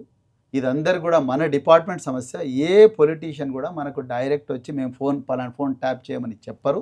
చెప్పినా అది చట్ట వ్యతిరేకం. ఇది ఎక్కడికి తేలదు, చెప్పినా అధికారులు చేయొద్దు, అధికారులు చెప్పినా. సో ఇది ఎట్లా తేలదు అని చెప్పి పోలీస్ అధికారులకు తెలుసు. కానీ బలవంతంగా వాళ్ళతో చేసిన సజ్జనార్ గారికి కూడా అదే చెప్తున్నాను నేను, ఈరోజు కూడా అదే చెప్తున్నా. మీ భుజం మీద తుపాకీ పెట్టి రేవంత్ రెడ్డి గారు ఫైర్ చేస్తున్నారు. ఆయన ప్రతీకారేచ్ఛకు ఎంటైర్ డిపార్ట్మెంట్ బలి చేస్తున్నారు. మరి ముఖ్యంగా ఎవరికీ తెలవకూడని ఇంటెలిజెన్స్ డిపార్ట్మెంట్, ఇంకా దాంట్లో ఉండే రకరకాల సీక్రెట్ శాఖల గురించి ఈరోజు ప్రజలు మాట్లాడుకునే స్థాయి దాకా వచ్చింది. అది రాకూడదు అనేదే నేను మాట్లాడుతున్నా. అంతే, ఆ క్రమంలోనే నేను ఈ విషయాలన్నీ బయటపెట్టిన. నేను అంతే తప్ప నేను సజ్జనార్ గారిని పర్సనల్గా టార్గెట్ చేయడమో ఆయన క్యారెక్టర్ని టార్గెట్ చేయడమో కాదు. నాకు మా పార్టీ నాయకులను అవసరం లేని దాంట్లో ఘోరంగా హింసిస్తూ ఉంటే, మానసికంగా వేధిస్తూ ఉంటే, వాళ్ళ వ్యక్తిత్వాన్ని హననం చేసి సిట్టును అడ్డబెట్టుకొని చేయిస్తూ ఉంటే, ఒకవైపు ప్రధానమంత్రి ఏమో ట్యాపింగ్ చేయొచ్చు అంటాడు, రేవంత్ రెడ్డి చిట్చాట్లో ఢిల్లీలో ట్యాపింగ్ కామన్ అంటాడు, రైట్? సో మరి అలాంటప్పుడు ట్యాపింగ్ కామను, ట్యాపింగ్ చేయొచ్చు, దేశ భద్రత కోసం ట్యాపింగ్ చేయాలన్న విషయం మీకు తెలిసినప్పుడు, ఇంకోవైపు ఆంధ్రప్రదేశ్లో తెలంగాణ పోలీస్ డిపార్ట్మెంట్ వాళ్ళు ట్యాప్ చేసిండ్రు మా ఫోన్లు అని చెప్పేసి కేసులు ఉన్నప్పుడు, అందులో పనిచేసిన ఇంటెలిజెన్స్లో పనిచేసిన అధికారులు ఇవాళ సిట్ చీఫ్గా ఉండడం. అంటే ప్రవీణ్ గారు, ట్యాపింగ్ అనేది, ఫోన్ ట్యాపింగ్ అనేది నిబంధనల ప్రకారం చేసుకోవచ్చు, అందులో ఎలాంటి అనుమానం లేదు, తప్పు కూడా కాదు. మీరు చెప్పినా ఎవరు చెప్పినా కరెక్ట్. అది ఎందుకు మరి ఓన్లీ తెలంగాణలో మాత్రమే ఇది వివాదంగా మారింది? దేశంలో అన్ని రాష్ట్రాల్లో జరుగుతున్నదే కదా ఇది? చాలా మంచి ప్రశ్న, నిజంగా అందరూ అడగాల్సిన ప్రశ్న. దేశంలో అన్ని రాష్ట్రాల్లో జరుగుతుంది, కానీ ఏ రాష్ట్రంలో కూడా, ఆంధ్రప్రదేశ్తో సహా ఏ రాష్ట్రంలో కూడా దీని మీద చర్చ జరుగుతుంది. అవును, చాలా మంచి ప్రశ్న. ఎందుకు అంటే ఇక్కడున్న ముఖ్యమంత్రి గారికి పాలన తెలియదు. ఆయనకు తెలిసిందంతా ప్రతీకార పాలన. చెప్పడానికి పేరుకు ప్రజాపాలన, చేసేదంతా కూడా ప్రతీకార పాలన. దీనివల్ల ఆయన ప్రతిరోజు కూడా బడుగు అంటే ఎస్సీ, ఎస్టీ, బీసీ, మైనారిటీ వర్గాలకు ఏ విధంగా సంక్షేమం ఉంది. నేను 6 హామీలు ఇచ్చిన ప్రజలకు, ఆ 6 హామీలను ఏ విధంగా నేను పూర్తి చేయాలి. అదేవిధంగా నాకు ఒక అవకాశం ఇచ్చింది తెలంగాణ ప్రజలు. సో ఆ అవకాశాన్ని సద్వినియోగం చేసుకుంటూ తెలంగాణలో కేసీఆర్ గారు చేసిన తర్వాత కూడా అసంపూర్తిగా మిగిలిన ఏవైనా పనులు ఉంటే వాటిని కంప్లీట్ చేసి నా పేరు మీద ఇంకేమైనా నేను నా పేరు కూడా మంచిగా ఉండాలని స్కీములు పెట్టి వాటి ద్వారా ప్రజల వాళ్ళ గుండెల్లో ఒక స్థానం సంపాదించుకోవాలన్న ఆలోచన ఇక్కడి ముఖ్యమంత్రి రేవంత్ రెడ్డి గారికి లేదు. ఫస్ట్ పాయింట్ అది. ఆయన మనసులో ఏం ఆలోచన ఉందంటే, మేమంతా కూడా ఇక వచ్చినామో, ఇక ఈ సందట్లో సడేమియా దొరికినంత దోచుకోవాలి, మంత్రులు మీరు ఎంత కావాలంటే అంత దోచుకోండి, నాకు కావాల్సింది నేను తెచ్చుకుంటాను, నా ఏరియాలకు మీరు రాకుండ్రి, మీ ఏరియాలకు నేను రాను, ఈ వ్యవహారాన్ని బీఆర్ఎస్ పార్టీ డే 1 నుంచి కూడా ప్రశ్నిస్తున్నది. బీఆర్ఎస్ పార్టీ అంటేనే తెలంగాణ ప్రయోజనాల కోసం వచ్చిన పార్టీ. బీఆర్ఎస్ పార్టీ అంటేనే తెలంగాణను, ఆంధ్రప్రదేశ్లో దోపిడీకి అణచివేతకు గురైన తెలంగాణను సపరేట్ చేసి ఒక కొత్త రాష్ట్రంగా నిర్మించిన పార్టీ. తెలంగాణ, కొత్తగా వచ్చిన తెలంగాణ దేశంలో నెంబర్ 1 చేసిన పార్టీ. బీఆర్ఎస్ పార్టీ ఈ మోసాన్ని, ఈ దోపిడీని మొదటి రోజు నుంచిగా ప్రశ్నిస్తున్నది. వీళ్ళందరి ప్రశ్నలను ఆపేయాలి, వీళ్ళందరి గొంతులు నొక్కాలి, వీళ్ళని సైలెన్స్ చేయాలి. ఇది మీ వెర్షన్. కాంగ్రెస్ పార్టీ వెర్షన్ మరోలా ఉంది. ఏం చెప్పండి. గత 10 ఏళ్ళుగా ఇక్కడ బీఆర్ఎస్ చేసినంత అరాచకాలు, బీఆర్ఎస్ ప్రభుత్వం చేసినంత అనైతిక కార్యకలాపాలు, అనైతిక చర్యలు ఎక్కడా దేశంలో ఎక్కడా జరగలేదు. చివరికి మీ కేసీఆర్ కూతురు కవిత, ఆమె చేసిన కామెంట్ను పదే పదే చెప్తున్నారు కాంగ్రెస్ నేతలు. ఇంటి అల్లుడి ఫోన్ కూడా ట్యాప్ చేస్తారా, మీకు సిగ్గు లేదా అని. అంటే ప్రవీణ్ కుమార్ గారికి ఎక్కడో ఐఫోన్ నుంచి వచ్చిన మెసేజ్తో ట్యాపింగ్ అనే అనుమానం వస్తే మిగిలిన వాళ్ళకి ఎలా వస్తుంది? అసలు ట్యాప్ అవుతుందనే అనుమానం ఎలా వస్తుంది? ఒక ఐపీఎస్ అధికారి మీరు ఇంతకుముందు చెప్పండి, ఎలా అనుమానం వస్తుంది వాళ్ళకి? ట్యాపింగ్, మన ఫోన్ ట్యాపింగ్, ఇప్పుడు నీ ఫోన్ నా ఫోన్ ఇవాళ నా ఫోన్ ట్యాపింగ్ అవుతాలని గ్యారంటీ నేను ఇవ్వగలనా? ఇవ్వలేము. అవుతుంది అని గ్యారంటీ ఏంటి? అవుతుంది అనే గ్యారంటీ కూడా లేదు. అవుతుంది అనే గ్యారంటీ లేదు, అవ్వదనే గ్యారంటీ కూడా లేదు. ఏ ఫోన్ అయినా కూడా ట్యాప్ చేయాలనుకుంటే రాజ్యం ట్యాప్ చేస్తుంది. సో నేను అంటే కవిత గారి హస్బెండ్ ఫోన్ కూడా ఎందుకు ట్యాప్ చేస్తారు? ఇదంతా కూడా అటెన్షన్ డైవర్షన్ లో భాగమే నేను అంటున్నా. అంటే అసలైన సమస్యను పక్కదో పట్టించడం కోసం, ఈరోజు బీఆర్ఎస్ చేస్తున్న పోరాటాన్ని ఆపడం కోసం, ప్రశ్నిస్తున్న నాయకుల గొంతులు నిలవడం కోసం ఈరోజు ఈ సిట్టు వ్యవహారాన్ని ముందరికి తీసుకొచ్చిండ్రు రేవంత్ రెడ్డి గారు. ఎందుకు మీరు అన్నారు, మీ ప్రశ్న ఎక్కడ స్టార్ట్ అయింది? దేశంలో ఎక్కడ లేని చర్చ కేవలం తెలంగాణలోనే ఎందుకు జరుగుతుంది? ఎందుకు జరుగుతుందంటే తెలంగాణ పట్టపగలే విచ్చలవిడి దోపిడీకి గురవుతుంది. అలాంటి దోపిడీని ప్రశ్నిస్తున్న నాయకుల మీద ముఖ్యమంత్రి రేవంత్ రెడ్డి గారు హోంశాఖను కావాలనే తన దగ్గర పెట్టుకున్నారు, పట్టణాభివృద్ధి శాఖను తన దగ్గర పెట్టుకున్నారు, హోంశాఖను ప్రత్యేకించి తన దగ్గర పెట్టుకున్నారు. ఎందుకంటే ప్రశ్నించే ప్రతి నాయకుల మీద అది సోషల్ మీడియాలో కావచ్చు, ఏ విధంగా కూడా ఇలా కేసులు పెట్టాలని నిర్ణయించుకున్నారు. లేకపోతే 23/12/23 నాడు నేను 12 గంటలకు ప్రెస్ మీట్ పెడితే రాత్రి నేను నిద్రపోతుంటే వచ్చి నిద్రపోవడానికి ఉపక్రమిస్తుంటే వచ్చి నాకు 12 గంటల లోపల ఆగమేఘాల మీద నోటీస్ ఇవ్వాల్సిన అవసరమే ఉన్నది. ఎగ్జాంపుల్ చెప్తున్నా. సో హరీష్ రావు గారికి, కేటీఆర్ గారికి అయితే ఒకరోజు ముందర వాట్సాప్లో నోటీస్, ఒకరోజు ముందర. అంటే అంత ఆగమేఘాల మీద నోటీస్ ఏమున్నది? అంటే హరాస్ చేయాలి. పోనీ నేను జూపల్లి కృష్ణారావు గారు ఏమన్నారు, వీళ్ళని మేము సాక్షులుగానే విచారిస్తున్నాం అన్నారు. సాక్షులను ఎవరన్నా 9 గంటలు విచారిస్తారా? సాక్షులు ఇంటి దగ్గరకు పోయి రికార్డు చేసుకోవాలి, సాక్షులను పోలీస్ స్టేషన్ పిలిపించుకొని. మీరు ఎఫ్ఐఆర్ ఏమో మన సజ్జనార్ గారు, శివధర్ రెడ్డి గారు, డీజీపీ గారు మేము ఎఫ్ఐఆర్ కూడా ఇంట్లోనే చేస్తామన్నారు. మరి వీళ్ళని కూడా ఇంట్లో చేయొచ్చుగా, పోలీస్ స్టేషన్కి ఎందుకు వెళ్ళిపోవాలి? అల్టిమేట్ గా ఏం జరగబోతుంది ప్రవీణ్ గారి? ఫోన్ ట్యాపింగ్ వ్యవహారం ఏమి జరగదు. అంటే 3 ఇష్యూస్ ఉన్నాయి. ఇంకా చాలా రోజులు. ఒకటి బీఆర్ఎస్ దెబ్బతీయడానికి 2-3 ఇష్యూలు నడుతున్నాయి. ఒకటి కాళేశ్వరం కమిషన్, ఆల్రెడీ సిబిఐకి వెళ్ళిపోయింది. అది కాళేశ్వరం ఇష్యూ సిబిఐ చేతిలో ఉంది, అది ఏం చేస్తుందో. ఫోన్ ట్యాపింగ్ ఇక్కడ సిట్ చేతిలో ఉంది. మూడోది ఒకటి ఏసీబీ చేతిలో ఉంది, ఒకటి ఫార్ములా ఈ కార్ రేస్. ఈ ముగ్గురు, ఒకటి Kaleshwaram major KCR, phone tapping major Harish Rao లాగా కనిపిస్తున్నారు, ఏసీబీ కేసు ఈ కారు కేటీఆర్ అందులో మేజర్ పార్ట్ లాగా ఉంది. ఇందులో ఏమీ కాదు. ఇంకో 20 సంవత్సరాలు నడిపిస్తారు వీటిని. ప్రజాధనం, విలువైన ప్రజాధనం నాశనం అవుతుంటుంది. కేసులన్నీ సుప్రీంకోర్టు దాకా పోతాయి. సుప్రీంకోర్టులో కేసులు కొట్టడానికి రేవంత్ రెడ్డి గారు ప్రజాధనాన్ని పెద్ద పెద్ద లాయర్ల మీద కోట్ల రూపాయలు గుమ్మరిస్తారు. ఆయన ఈగో సాటిస్ఫై అవుతుంది. వాళ్ళ దోపిడీ నిరంతరంగా సాగనీకి ఇవన్నీ కార్యక్రమాలు చేస్తారు. రాబోయే 3 సంవత్సరాల తర్వాత, 2.5 సంవత్సరాలు 3 సంవత్సరాల తర్వాత మళ్ళీ ఓడిపోతారు. బీఆర్ఎస్ పార్టీ తప్పకుండా అధికారంలోకి వస్తుంది. అప్పుడు ఇవన్నీ కూడా, ఈ అటెన్షన్ డైవర్షన్ ఏం జరిగిందనేది నేను తప్పకుండా ప్రజల ముందర పెడతాం వాస్తవాలు. అంటే ఈ వ్యవహారంలో నెక్స్ట్ సంతోష్ రావు లేకుంటే కేసీఆర్ అని పేరు వస్తుంది, కానీ హోంమంత్రి అంతో ఇంతో కొంత రిలవెంట్గా ఇంటెలిజెన్స్ చీఫ్ ఉండకపోయినా కూడా రిలవెంట్ హోంమంత్రి కదా, హోంమంత్రి పేరు మాత్రం రావట్లేదు. ఎందుకు అంటారు? అది మరి ఇప్పుడు సిట్టోలనే అడగాలి, మనం సిట్టోలనే అడగాలి. అంటే చాలా సెలెక్టివ్గా కేసీఆర్ గారు, అసలు హోంమంత్రి ఎవరో కూడా తెలియని పరిస్థితి, మర్చిపోయారు జనాలు. చాలా సెలెక్టివ్గా హోంమంత్రి ఎవరు అని చాలా సెలెక్టివ్గా కేసీఆర్ గారి కుటుంబాన్ని ఇబ్బంది పెట్టాలని చూస్తున్నారు. బీఆర్ఎస్ పార్టీని నామరూపాలు లేకుండా చేయాలని చెప్పేసి బీజేపీ, కాంగ్రెస్లు పన్నుతున్న కుట్రలోనే భాగం. నిజానికి కళ్యాణ్ గారు ఒక మాట చెప్తాను నేను, ఏ రాష్ట్రంలో కూడా చర్చ జరగడం లేదు. అవును. ఆంధ్రప్రదేశ్లో కూడా సిట్టు ఒక 1.5 year క్లోజ్ చేసి చంద్రబాబుకి చాలా రైవాలిటీ ఉంది ఉన్నా అక్కడ కూడా అవును కూడా జగన్మోహన్ రెడ్డి అధికారంలోకి వచ్చిన తర్వాత ఈ సిట్టు గిట్టు ఏమైంది అని వదిలేశారు. చెప్పి ఈవెన్ జగన్ పై చంద్రబాబు కూడా ఇప్పుడు ఇప్పుడు ఏం చేస్తలేడు ఆయన. అవును. ఆయన ఏం చేస్తలేడు. అరే మాకు లేక అధికారం వచ్చిందయ్యా, మనం దీన్ని అభివృద్ధి కోసం వాడదాం అంటున్నారు. ఈ సజ్జనార్ గారు లాంటి పోలీస్ అధికారులను ఇంకా మంచిగా పనిచేసి ఐఏఎస్ అధికారులు ఎవరైనా ఉంటే వాళ్ళతో ఇంకా 10 మంచి పనులు చేయించాలి. వాళ్ళను ప్రతిపక్ష పార్టీ మీద ప్రతీకారం తీర్చుకోవడానికి రోజు దీన్ని వాడితే ప్రజల దృష్టి అంతా కూడా దాని మీదకే పోతుంది. ఇంకా అభివృద్ధి మీద ఎవరికి మీద దృష్టి?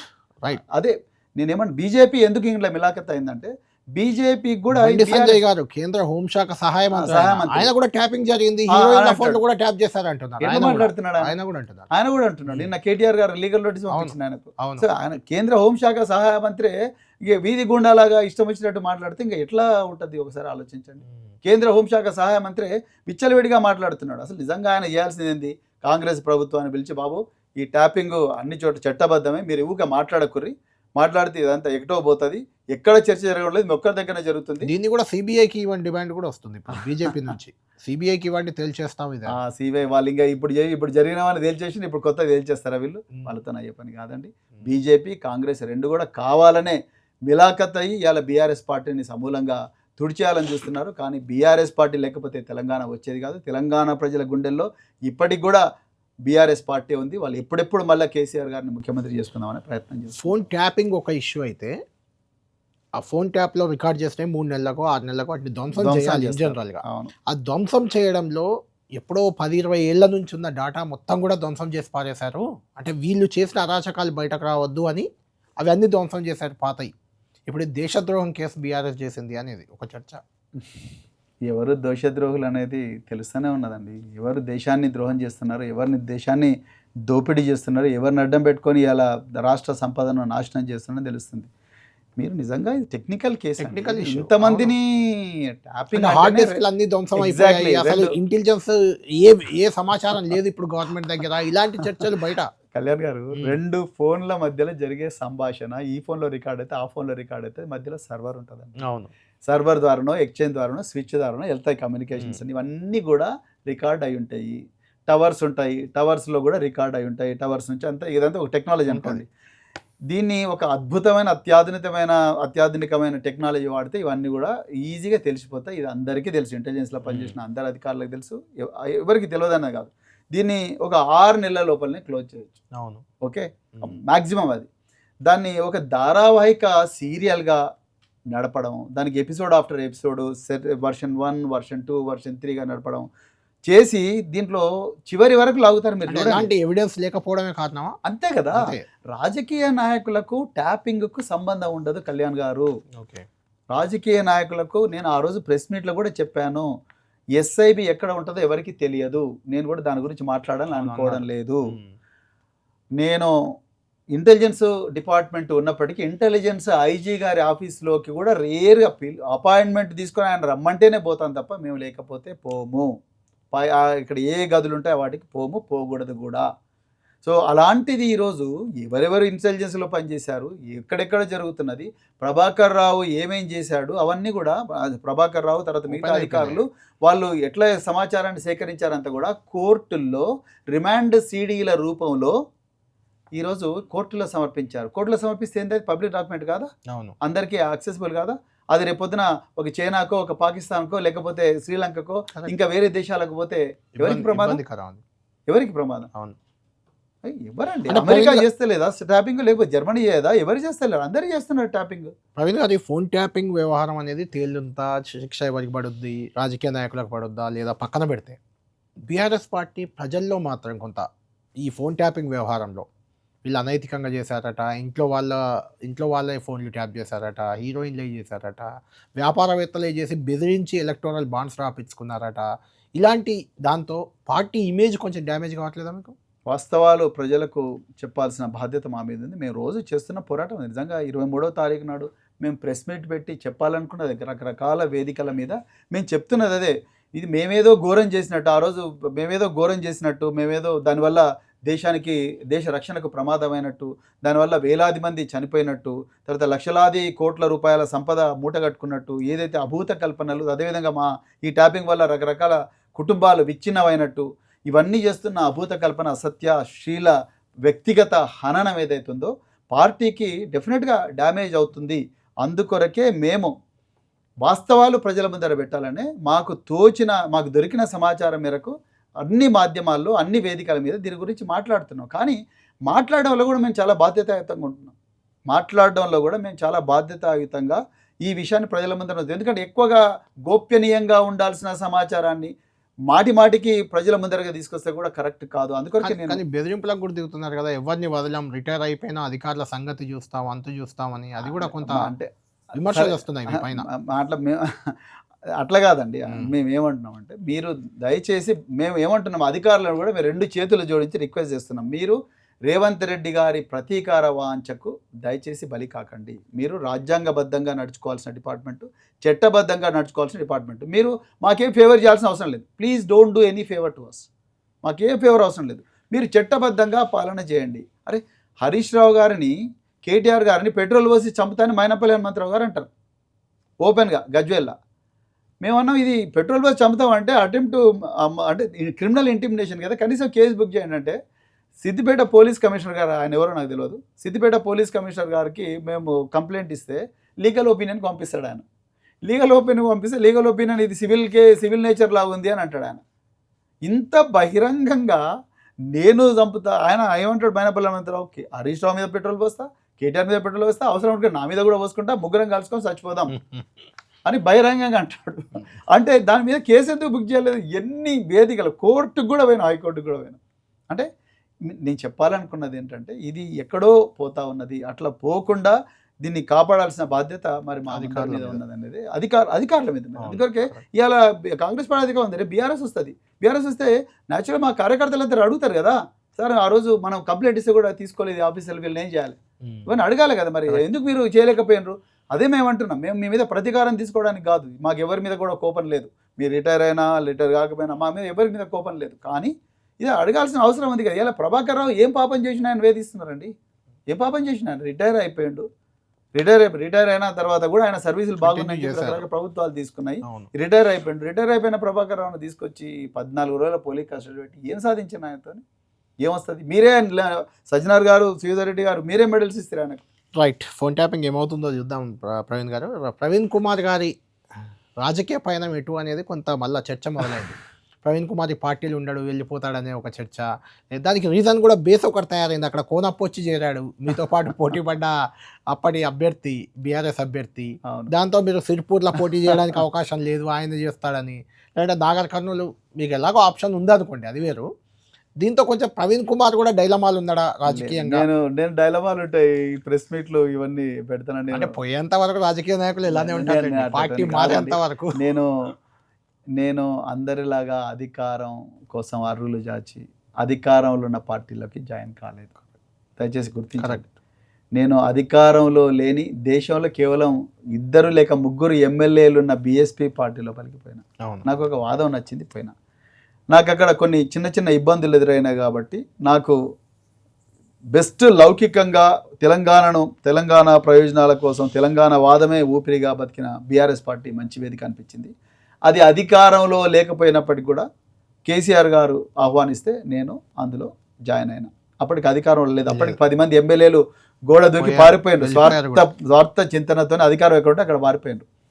నేను బీఆర్ఎస్ పార్టీలోకి వచ్చింది ఏదో చేసుకోవాలనో, లేకపోతే అది కాదు. నేను ఏమైనా అధికారం రావాలి, రేవంత్ రెడ్డి గారు బహిరంగంగానే చెప్పిండు, నాకు ఏదో చైర్మన్ ఇస్తా, ప్లానింగ్ బోర్డు వైస్ చైర్మన్ ఇస్తా, రాండి అది ఇది అని చెప్పిండు. రాను బ్రదర్, నేను పోరాటాల పార్టీలో ఉంటే, ఎందుకంటే దానివల్ల రాష్ట్రానికి లాభం అవుతుంది.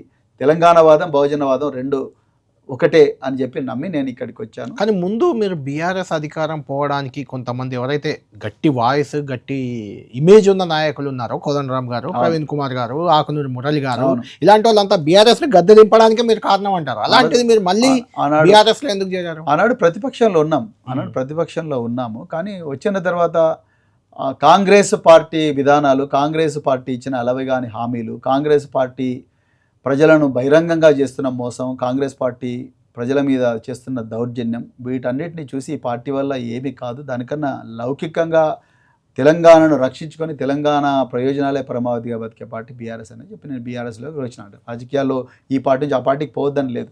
సో అందుకొరకు నేను బీఆర్ఎస్ పార్టీలో ఉంటాము. కేసీఆర్ గారిని ముఖ్యమంత్రిగా చేసేదాకా నిద్రపోయేది లేదు.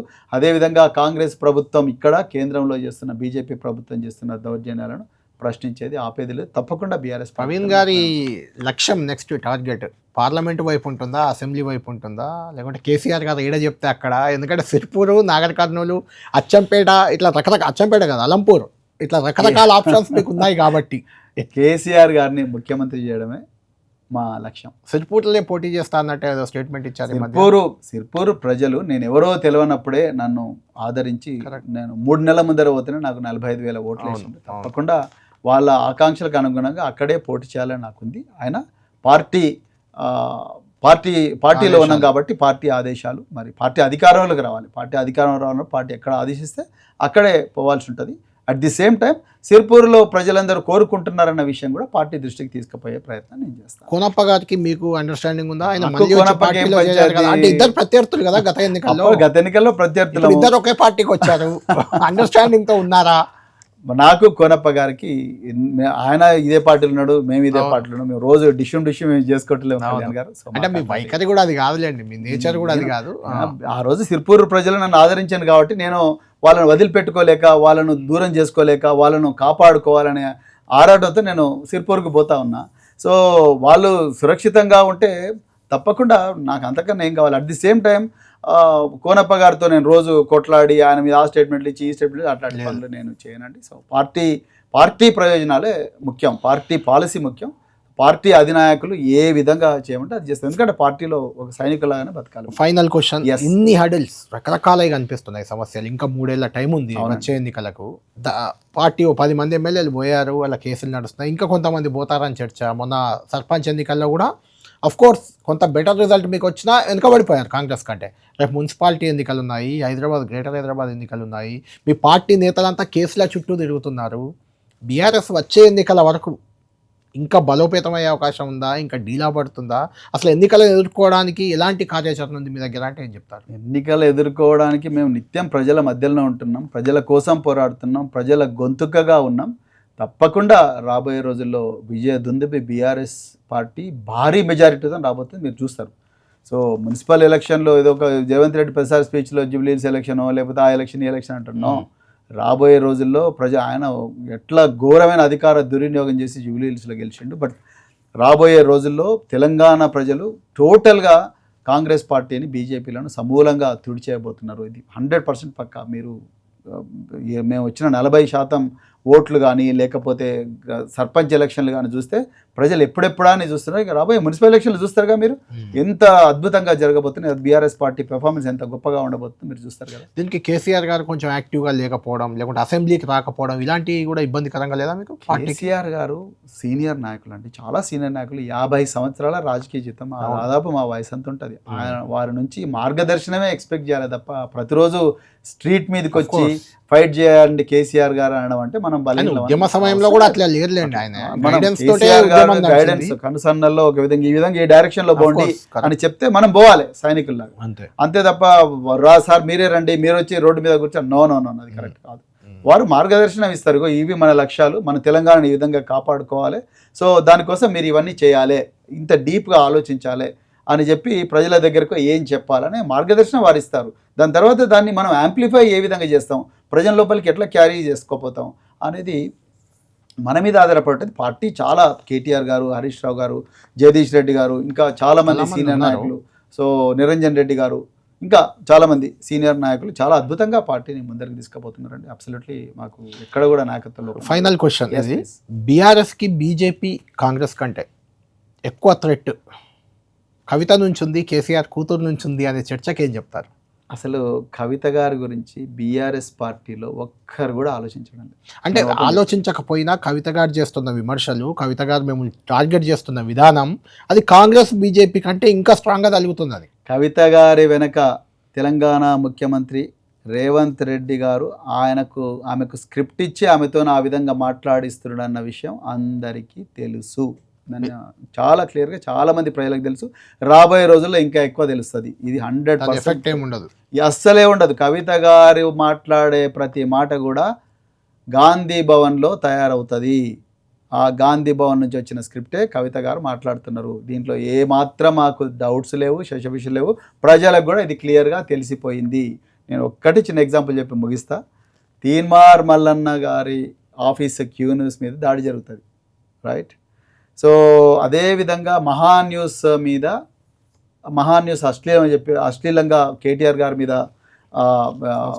థంబ్నెయిల్స్ వేసిందంటే కొంతమంది తెలంగాణ ఉద్యమకారులు మహాన్యూస్ ఆఫీస్కి పోతారు. తీన్మార్ మల్లన్న ఆఫీస్ మీద తెలంగాణ జాగృతి కార్యకర్తలు దాడి చేస్తే దాని మీద తెలంగాణ జాగృతి వాళ్ళని ఒక్కరిని కూడా అరెస్ట్ చేయలేదు. అర్థమైందా? తెలంగాణ జాగృతి వాళ్ళని ఒక్కరిని కూడా అరెస్ట్ చేయలేదు. ఫైరింగ్ చేసిండ్రు కానిస్టేబుల్. వాళ్ళని తీసి ఎక్కడో ఏఆర్కి పంపించేసిండ్రు. వాళ్ళను ఆ ఉద్యోగం నుంచి తప్పించేసిండ్రు. రక్తం కూడా పడ్డది అక్కడ. కానీ ఆ కేసులు కోల్డ్ స్టోరేజ్లకు పోయినాయి. ముట్టుకోలేదు ఆ కేసులను. కట్ చేస్తే మహాన్యూస్ మీద కేటీఆర్ గారి మీద అశ్లీలమైన ఆరోపణలు చేసిండ్రు, థంబ్నెయిల్స్ వేసిండ్రని తెలంగాణ ఉద్యమకారులు దాడి చేస్తే దాని మీద 36 మందిని అరెస్ట్ చేసిండ్రు. 6 మందిని అరెస్ట్ చేసిండ్రు. 36 మంది మీద కేసులు పెడితే మేము 6 మందిని ఘోరంగా హింసించారు. హింసించి దాదాపుగా ఒక 15 రోజులు జైల్లో పెట్టిండ్రు. అర్థమైందా మీకు? తీన్మార్ మల్లన్న ఆఫీస్ మీద దాడి చేసేటప్పుడు కవిత గారి ఇంటి ముందర భారీ బందోబస్తు పెట్టిండ్రు. దీని అర్థమైంది? ఒకసారి ఆలోచించండి. 2012లో అనుకుంటాను కవిత గారు, రేవంత్ రెడ్డి గారు ఇద్దరు కూడా ఒక కంపెనీలో డైరెక్టర్స్. అంతకుముందు 12 కంటే ముందు. సో అంటే నేను ఏమంటున్నా అంటే ఈ ప్రజలకు తెలియక కాదు, అందరికీ తెలుసు. కానీ ఇవాళ కవిత గారు అంటే ఒకటి ప్రవీణ్ గారు, మీరు ఇట్లా అంటున్నారు కాబట్టి నేను నేరుగా అడుగుతున్నాను. ఒక కేసీఆర్ తెలంగాణ ఉద్యమకారుడు, తెలంగాణ రాష్ట్ర సమితి అధ్యక్షుడు, ఆయన కూతురు. ఆమెకు మీ ప్రత్యర్థి పార్టీకి చెందిన రేవంత్ రెడ్డితో చేతులు కలపాల్సిన అవసరం ఏంటంటే ఏం చెప్తాను? కలవాల్సిన అవసరం ఏంటంటే రేవంత్ రెడ్డి, అది కవిత గారిని అడగాలి ఈ ప్రశ్న. అంటే ఎందుకు కలుస్తారు? నేను నమ్మలేక అడుగుతున్నాను, కామన్ పీపుల్ లాగా. ఆమె ఎందుకు కలుస్తుంది రేవంత్ రెడ్డితో అని కవిత గారిని అడగాలి ఆ ప్రశ్న. ఆమెను ఎవరు బయటికి పంపించిన వాళ్ళు కాదు. నిజంగా కవిత గారు తీహార్ జిల్లినప్పుడు నేను కూడా పోయినా. అవును, మీరు కూడా వెళ్ళారు. నేను కూడా పోయినా. బహుశా కుటుంబం తర్వాత పోయిన మొట్టమొదటి పొలిటీషియన్ నేను, బల్క సుమన్ ఇద్దరం పోయినాం. నిజంగా కవిత గారు బయటికి రావడానికి కేటీఆర్, హరీష్ రావు గారు పడ్డ ఆరాటం అంతా. ఇక్కడ అధికారులు, సిబిఐ అధికారులతో కూడా వాగ్వాదానికి దిగారు. అది చాలా చిన్నది. వాళ్ళు ఎన్నో రోజులు వాళ్ళ మొహం మీద కళ లేకుండా, ఆమె లోపల ఉన్నంత వరకు ఎన్నో కష్టపడి రాత్రింబవళ్ళు శ్రమించి పెద్ద పెద్ద లాయర్ల దగ్గరికి పోయి. నేను అదే అంటున్నాను, అలాంటి కుటుంబం నుంచి ఆమె రేవంత్ రెడ్డితో చేతులు కలుపుతారంటే ఎవరు నమ్ముతారు? నిజంగా అది కవిత గారిని అడగాలి ఆ ప్రశ్న. మీరు కలిపారని మీరు ఆరోపిస్తున్నారు అనుకుంటారు కదా, నమ్ముతారా జనాలని నేను అడుగుతున్న పాయింట్. నమ్ముతారా అంటే మరి జరుగుతున్నది అదే కదా. లేకపోతే నిజంగా కేటీఆర్ గారు 70 years ఏజ్లో కూడా కేసీఆర్ గారు రాష్ట్రం కోసం తెలంగాణ అని తప్పిస్తుంటే, ఇవాళ ఒక బిడ్డగా కవిత గారు పోయి తండ్రి దగ్గర ఉండి, బాపు నువ్వు నాకు కూడా కొన్ని బాధ్యతలు ఇవ్వు, నేను కూడా అద్భుతంగా నిర్వహిస్తాను, అదేవిధంగా నీకు తోడుగా ఉంటానని తండ్రికి సహాయంగా ఉండాల్సిన కూతురు. నిజంగా ఈ సిగ్మండ్ ఫ్రాయిడ్ తండ్రికి కొడుకు కన్నా ఎక్కువ రిలేషన్షిప్ ఏమంటారు తండ్రికి కూతురుతో ఉంటుంది. సో అలాంటి తండ్రి స్థాపించిన పార్టీ, ఆ పార్టీతో తెగతెంపులు చేసుకొని ఆ పార్టీ మీదనే ఘోరంగా ప్రతి జిల్లాకు పోతే ఆ ప్రతి జిల్లాలో నాయకుల మీద కామెంట్లు, ఇష్టం వచ్చిన పంచులు వేయడం, ఇష్టం వచ్చిన తిట్టడము. అదే అందుకే మీకు ఎఫెక్ట్ కదా ముందు అది ఎక్కువ రోజులు నడవదు కాదండి. ఎన్ని రోజులు ఇట్లా చేసుకుంటా పోతాం. ఇప్పుడు రేవంత్ రెడ్డి గారి భాష మాట్లాడుతుంటే ఆయన ఎవరు నమ్ముతున్నారు? సో ఆ విధమైన భావజాలము కరెక్ట్గా స్క్రిప్టు రేవంత్ రెడ్డి గారి ప్రభుత్వమే కవిత గారికి ఇస్తుంది. లేకపోతే ఆమె నుంచి నోటి నుంచి వచ్చిన మాటలు కావు.